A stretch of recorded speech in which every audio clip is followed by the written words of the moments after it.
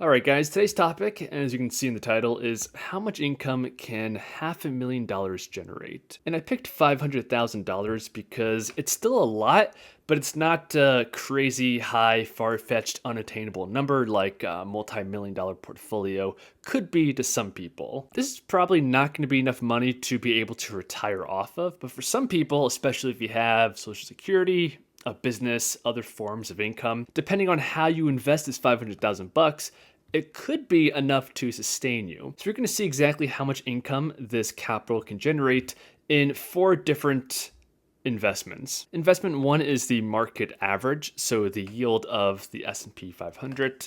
Next is if you invest this 500,000 into dividend stocks. Following that is traditional bonds. For a long time, bonds have been neglected back when the yield was 1.5%. But now it's a much more competitive option you have. And then finally, we have the enhanced group, which uses some kind of financial derivative to boost how much income the investment can generate. And after this, I am going to touch on the total return as well. I think this is very important because the income is just a portion of the total return.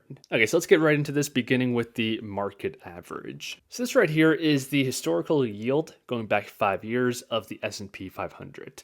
And there's an inverse relationship between the yield and the price of an asset. When the price of an asset goes down 30% like it did in 2020, as long as the actual dividend payment didn't go down 30%, the yield will go up. So we had a peak yield of 2.6% in March of 2020. And at the end of the 2021 bull market, the yield was just a measly 1.2%. And right now, the dividend yield is around 1.5%. So the market is averaging a yield of 1.5%. To find the income, you do 500,000 times 0.015, and that results in $7,500 per year. Certainly not bad, but we can definitely do better than 1.5%. And that brings us to dividend stocks. The quintessential dividend stock is SCHD. This follows the Dow Jones US Dividend 100 Index, and throughout the eons, it has been a great performer. And based off of the historical dividend yield, right now isn't a terrible time to initiate a position. The yield is about 3.5%, which is above the historical average. So 3.5% yield. Same calculation. So that boosts the income to $17,500. So by focusing on a subset of the stock market, those that pay dividends, you're immediately earning $10,000 more than the broader market. Now to go ahead and move on to the bond market. As I'm sure you guys are all aware, the Fed has been raising rates lately, and the current target rate is 5.25 to 5.5%. I'm a big fan of SHV. This is the iShares short treasury bond ETF that buys treasuries from 1 month to 12 months in duration. And the latest dividend payment here was 47 cents on a share price of $110. So if you assume that the Fed is going to hold rates around this level for at least a year, that extrapolates out to an annual yield of 5.12%. But just to be a bit more conservative and use round numbers, let's go ahead and say bonds are producing a 5% yield right now. And that's going to give us a yearly income of $25K. Another solid increase. And then finally, the last category here is enhanced. So ETFs or some kind of investment that uses financial derivatives. My favorite in this category, my go-to, is covered calls. A good example here is Divo. This holds both dividend-paying companies and sells covered calls on a portion of those holdings.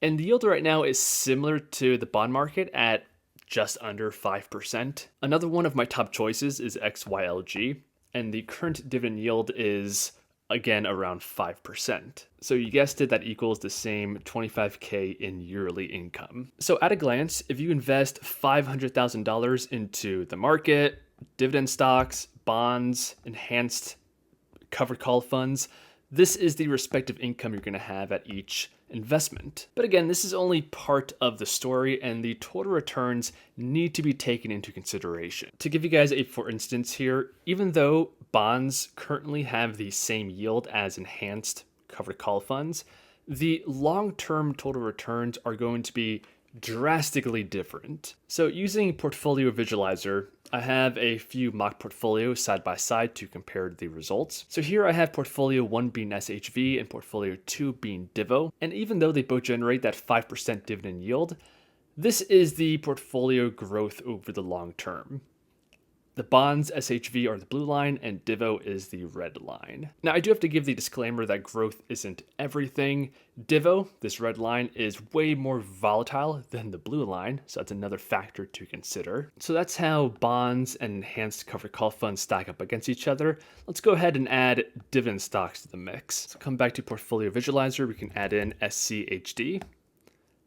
Make this portfolio 100%. And this is the final returns right here. And overall, SCHD does leave you with the highest final balance, which is to be expected against a covered call fund. But the total return difference isn't that huge. And there's a pretty big difference in the income generation of these two assets. So in this scenario, if you're looking for income, considering the total return is very competitive between these two investments, you might prefer something like Divo, because more of that return is given to you in the form of cash dividend payments. And for somebody that just wants income with low volatility, then bonds could be that solution. So even if you're an income investor, there's different situations, risk tolerances where these different investments could all make sense for you. I hope you guys enjoyed the video, and I'll see you guys in the next one.